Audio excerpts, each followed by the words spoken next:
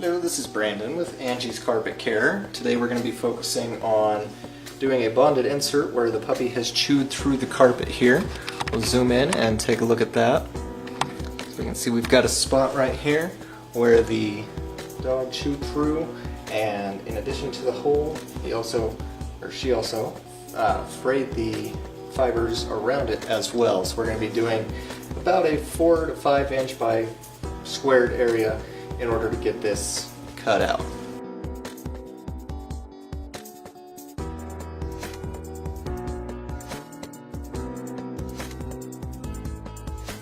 The first step is to measure the damaged area to determine the size of the donor carpet that will be needed. We always remove a slightly larger piece of donor carpet in order to have some spare for a later step.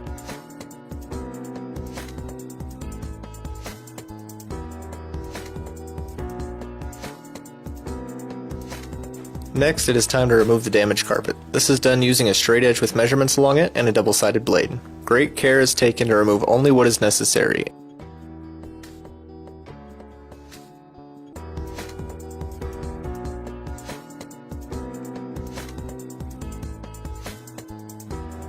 After the damaged carpet is removed, it is then used as a guiding tool to match the shape and size of the donor carpet for a more exact fit.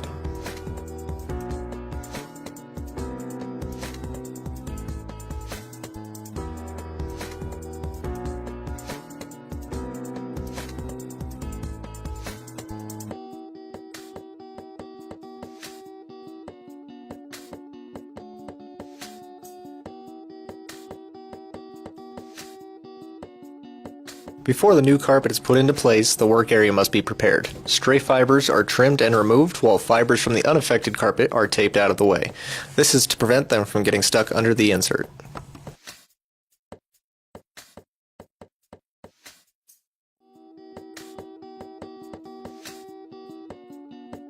Seam tape is then placed around the perimeter of the insert. The seam tape we use is different to previous methods of inserts, as it allows us to take our time in placing it. Traditional glue-based seam tape requires the insert to be placed within 10 to 15 seconds of being heated, while this has no time requirement and allows us to get it exactly where we want it.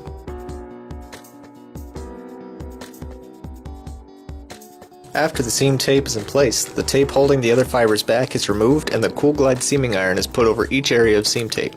The Cool Glide works by sending radio waves to heat up the metal in the tape below to activate the glue. The carpet is then rolled into the tape to ensure a firm grip and then weighted down for 30 seconds.